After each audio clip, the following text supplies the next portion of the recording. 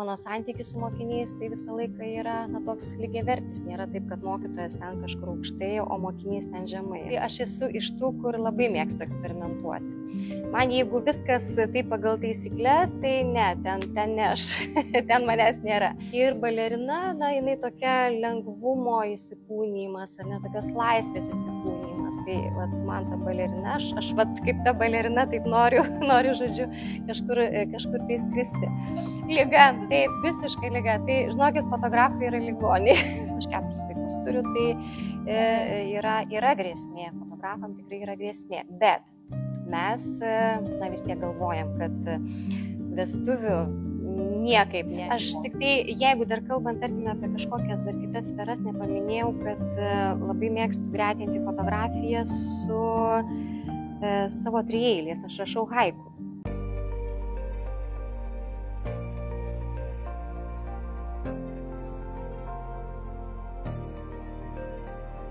Labas, toks paprastas, sušildantis, už kurio driekės nuoširdumo laukai, netaip dažnai pasitaikantis tarp įvairiausių kryžkelių. Labas, kaip sielos vartai, atsiveriantis sutikti užklystančius, klaidžiojančius, ieškančius paguodos ir vilties nevilty. Labas, besitęsiantis lyg saulėlydžio ir vėl atgimstantis su saulėtekiu bažnyčių bokštams garsiai skambinant varpais. Labas, susigeriantis į senamiesčio grindinį, kad aidas sugrįžtų tada, kai norėsis beribės delnų šilumos. Esu Kristina Valasevičienė, fotografė. Dirbu Kauno taikomosios dailės mokykloje, fotografijos mokytoja.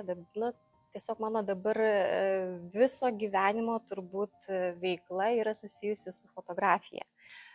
Iš pradžių buvo taip hobis ta fotografija, paskui pradėjau jau daugiau su fotografų bendruomenėmis bendrauti.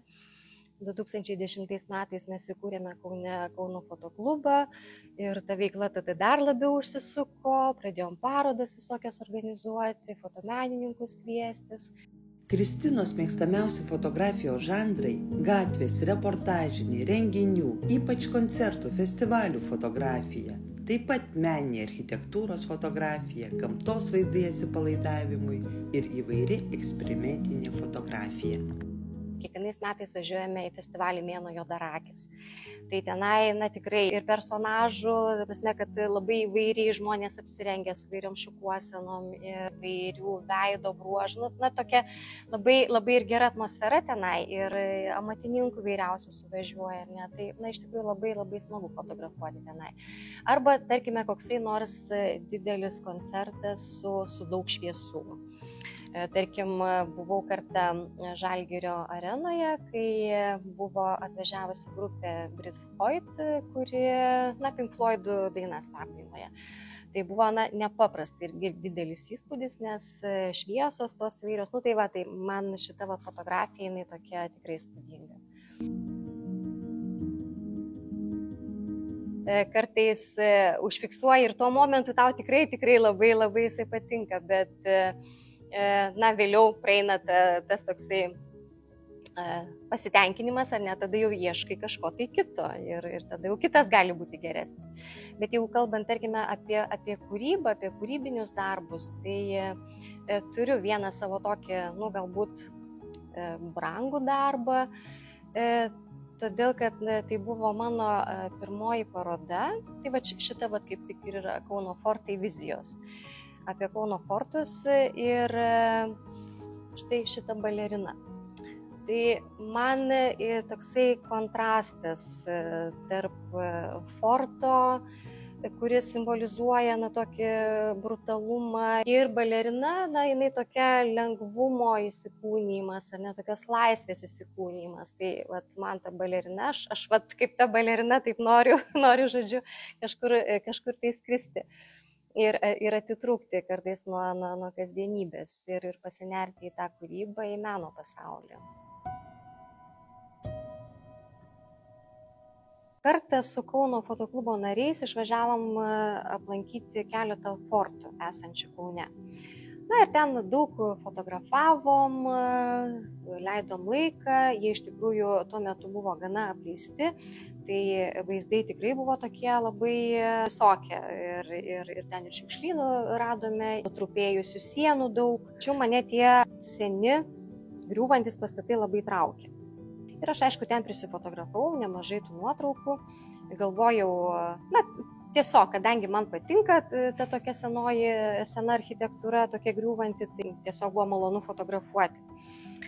Bet kai buvo susikaupę labai daug darbų, buvo didžiulis nuovargis ir kažkaip norėjosi kažkur ištrūkti iš to tokio užburto rato, aš vėlų vakarą grįžusi iš darbo prisėdau prie kompiuterio ir tiesiog pradėjau žiūrėti tas nuotraukas. Ir man nutiko toks keistas dalykas. Man tuose vaizduose pradėjo tarsi rodytis kažkokie kiti dalykai. Tiesiog pradėjau matyti dvigubus beveik vaizdus. Ir tada man šovė mintis, kad aš galiu tuos vaizdus sugretinti su kitais. Ir žodžiu, man tik tai mintis plaukia ir aš galvoju, aha, čia šitas su tuo galima, čia šitas su tuo galima. Ir tada pradėjau tiesiog ieškoti kitų nuotraukų. Ir pati pirma nuotrauka, kurią padariau, tai buvo šita. Fortas ir toksai griūvantis medis. Tarsi tokia ir pabaiga kažkieno, bet tuo pačiu galbūt ir pradžia. Na ir taip pamažu gimė visa šita serija. Dėjau, sluoksniavau kadrą ant kadro. Tuo metu dar visiškai nemokėjau dirbti Photoshopu, tiesiog juos sudėdavau ir tik tai truputėlį spalvas paryškindavau. Po to mano buvęs kolega ir dabartinis kolega sako, darom parodas. Oi, Robertai, ne, čia man dar čia iki parodų dar toli. Ir galų gale susikoncentravau, tiesiog atrinkau tos darbus jau pačius įdomiausius, kas man ten gavosi, dedant kadrą ant kadro. Na ir taip ir gimė ta paroda. Tai va, pirmą kartą ją eksponavau 2012 metais Kauno technologijos universitete. Na ir paskui tas ratas, kai užsisuko, tai sako, reikia tik tai tą pirmą žingsnį žengti. Šito ciklo laiko fragmentai dalyvavau Fotomenininkų sąjungos organizuotame konkurse Debiutas. Tenai pateko mano darbai į finalą, buvo eksponuoti kartu su kitų autorių darbais Fotomenininkų sąjungos prospekto galerijoje Vilniuje. Bet šita serija jinai dar truputėlį ne visai pabaigta yra. Nes jeigu Kauno fortai vizijos, tai vizijos ir pridėjau tą žodį, todėl kad man per vizijas atėjo tie vaizdai. Šita serija laiko fragmentai, jinai susijusi su mano šaknimis. Aš šitoje serijoje ėmiau savo senelių nuotraukas iš senų albumų, jas skanavau, tada gretinau su dabartinio laiko nuotraukomis. Fotografavau toje vietoje, kur jie gyveno, tą patį namą fotografavau, žodžiu, vėlgi dėliojau, ar ne, ir man tas santykis su mano protėviais, ar ne, jisai yra labai svarbus, kažkaip labai man svarbu tos šaknis. Todėl norisi kažkaip vis dar labiau pasigilinti ir ta serija už tai tokia, besitęsianti dar yra, tai aš vis laikas nuo laiko prie jos grįžtu. Ir paskui gyvenimas taip pasisuko taip, kad išėjau iš darbo tuometinio, kur dirbau KTU, turėjau laisvo laiko ir supratau, kad jeigu aš dabar nepadarysiu, nežengsiu to žingsnio į fotografiją rimtai, tai tada jau turbūt niekada nepadarysiu. Tai žodžiu, tada ir nusprendžiau, kad reikia man jau pasimokyti kažkur rimčiau.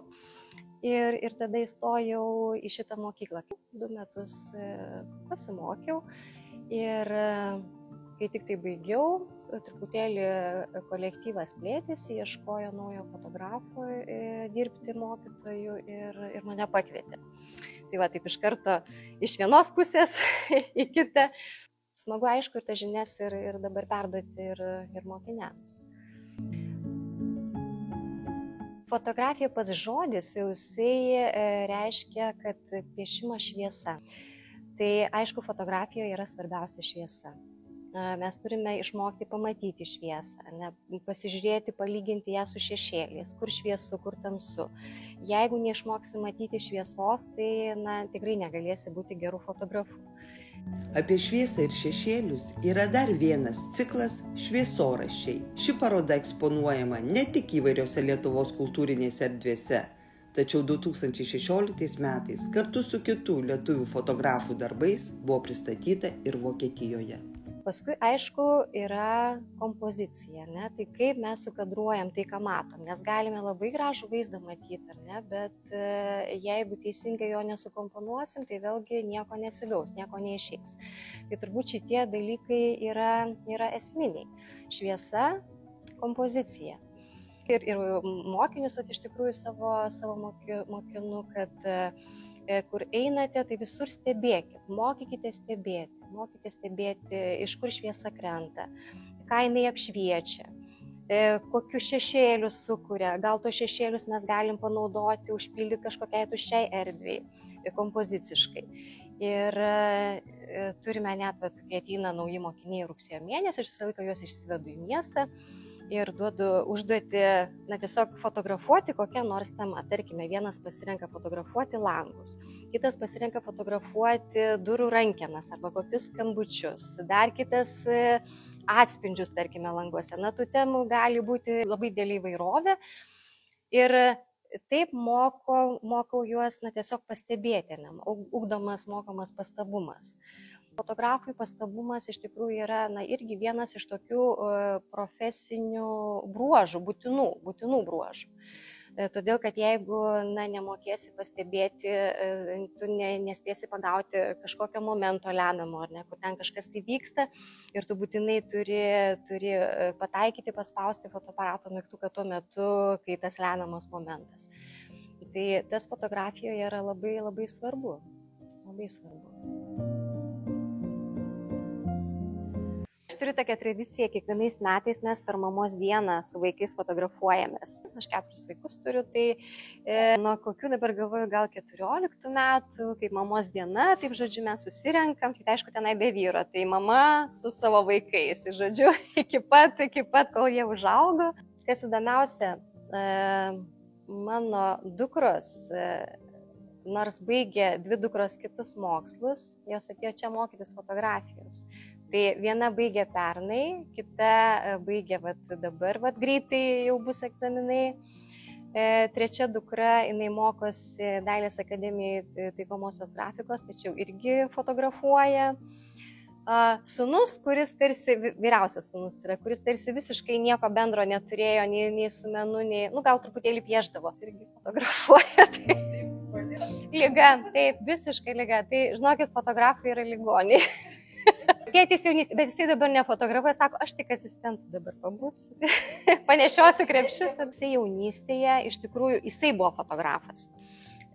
Su juosta fotografuodavo tą visą analoginę techniką, kas iš tikrųjų dabar man irgi labai yra įdomu ir vis bandau irgi kažką taip paeksperimentuoti. Paskui prasidėjo skaitmena, aš galvoju, ir aš pabandysiu kažkaip, gal ir man čia kažkas išeis. Fotografija, jinai ir yra tuo gera, kad jinai yra labai universali. Bet kokią nuotaiką mes galime perteikti, ar ne? Ar liūdna, ar tiesiog ramybės būsena, ar džiaugsmas kažkoks, mes viską galime perteikti per fotografiją. Ir ne tik tai fotografuodami žmogaus portretus, bet ir tą pačią gamtą.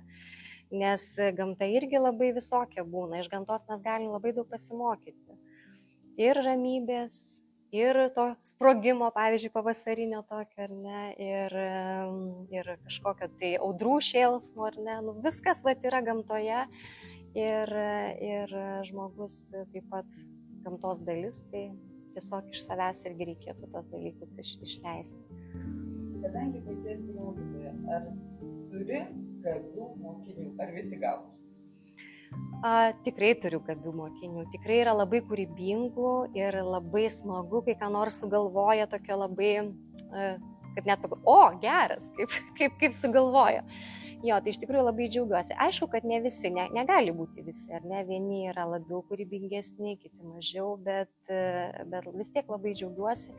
Ir ypatingai džiaugiuosi tada, kai tie iš pradžio atrodantis nekūrybingi, kuriems nelabai gal įdomi fotografija, jie staiga tarsi atsiveria, staiga pradeda matyti. Tiesiog aš darau savo darbą, mylėdama, atsiduodama jam. Ir mano santykis su mokiniais tai visą laiką yra toks lygiavertis, nėra taip, kad mokytojas ten kažkur aukštai, o mokinys ten žemai yra. Man tai yra lygiai toks taip pat žmogus, tik tai tiek, kad jisai dar nemoka to, ką aš moku, ne? Tai tiesiog aš jį išmokysiu ir jisai taip pat galbūt darys ir gal netgi ir geriau ir įdomiau. Ką norėtum patarti? Nebijoti išreikšti save, nebijoti eksperimentuoti.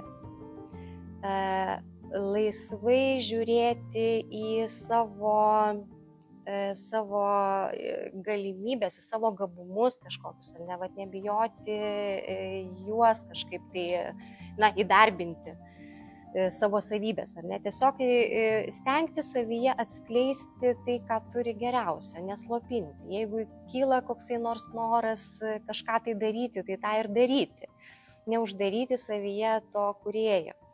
Aš net šiandien, kaip tai buvo parodos mano pristatymas ir tenai irgi panašiai kalbėjau, kad nebijokite būti vaikais, nebijokite žaisti. Mūsų visas gyvenimas yra žaidimas, susigalvojam kažkokias taisyklės ir pagal jas žaidžiame.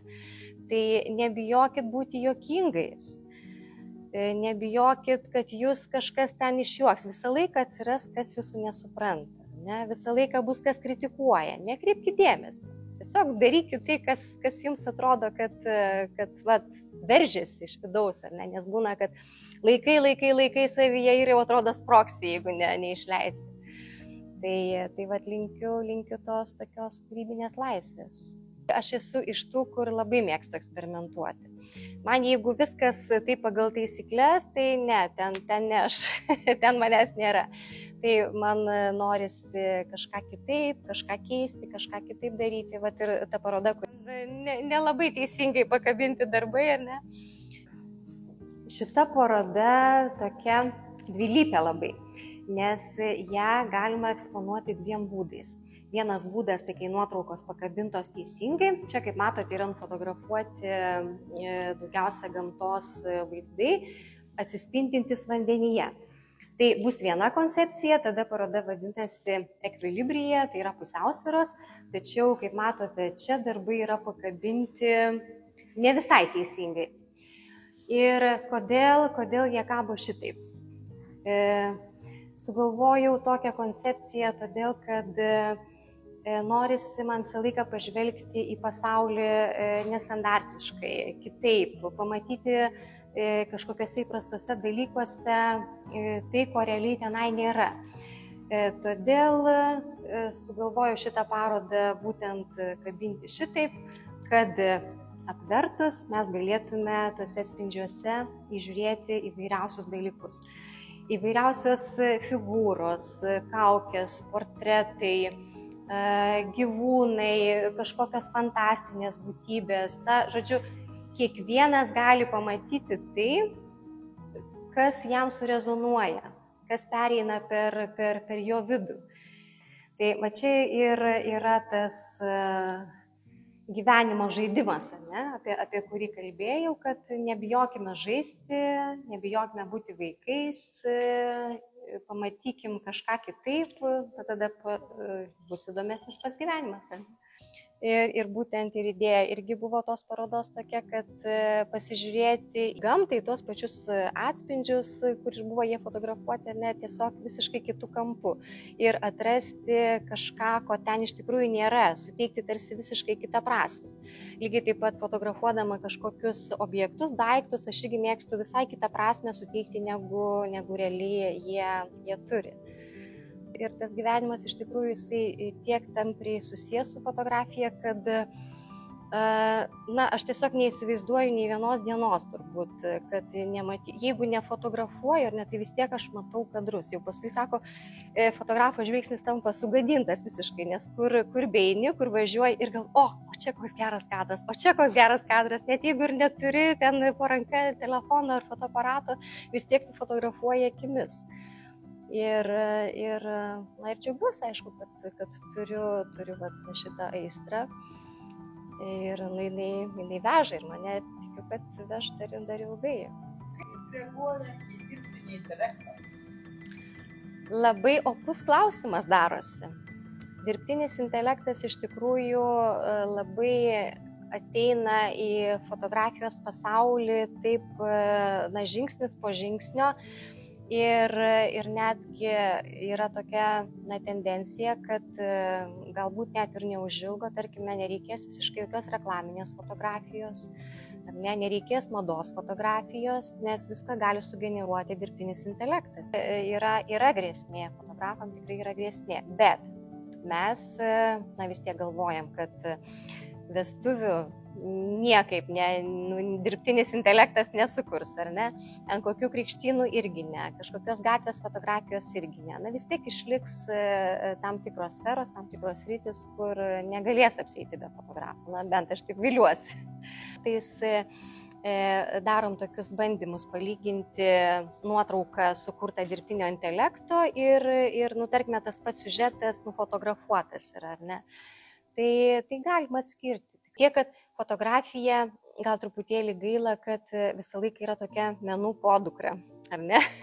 Tapyba tai menas, ten kažkokia skulptūra yra menas, ar ne? Keramika menas. O fotografija, tai ką čia reiškia? Paspausti mygtuką, ar ne? Labai paprasta.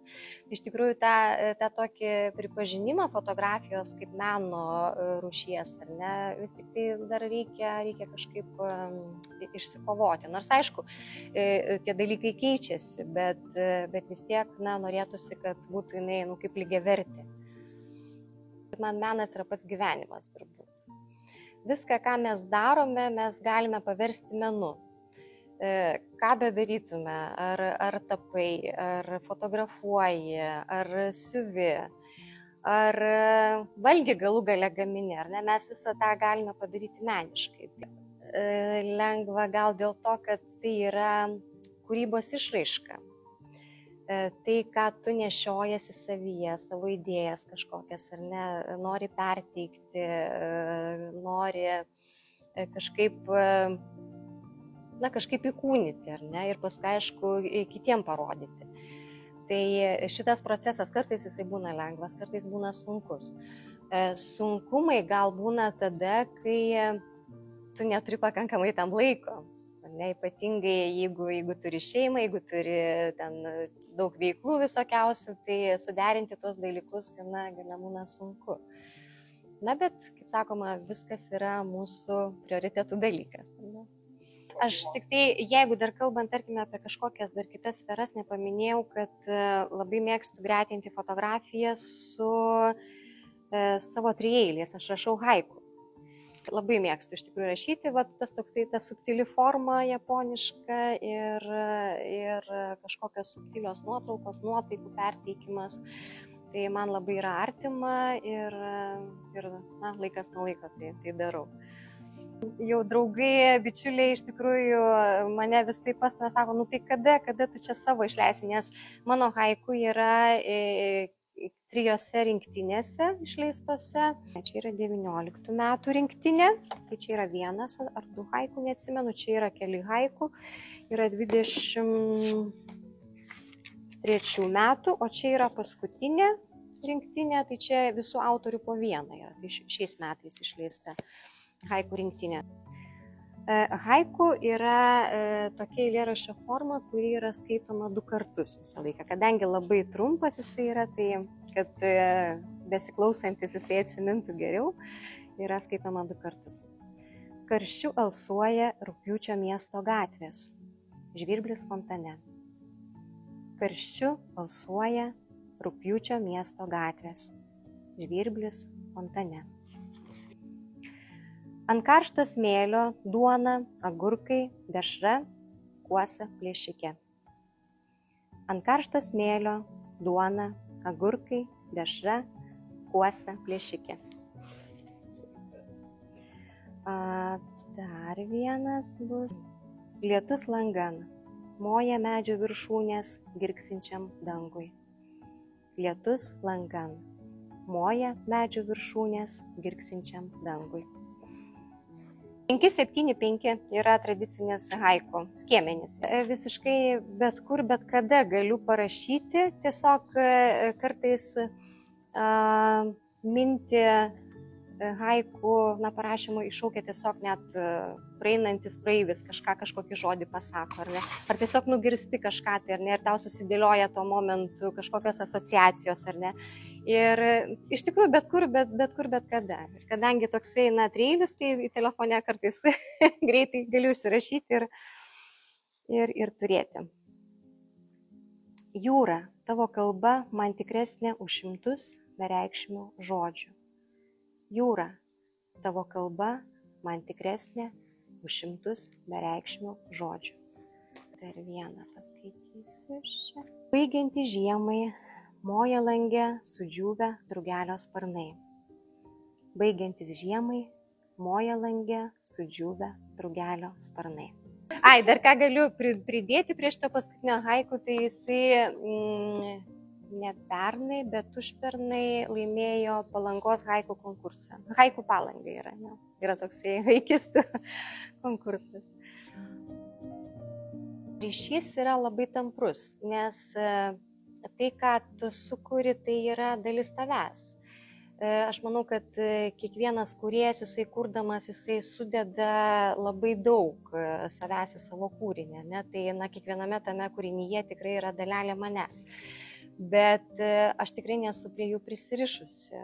Jeigu kažkam patinka ir parduodu, ir dovanoju, ir tiesiog kartais, parodos atkeliauja iš tikrųjų jos po Lietuvą, po įvairius ir kultūros centrus, į bibliotekas, po įvairiausias vietas. Tai iš tikrųjų dalintis man labai smagu, labai patinka. Tai, nėra tikrai taip, kad aš čia sukūriau ir čia mano tik tai ir niekam nerodysiu.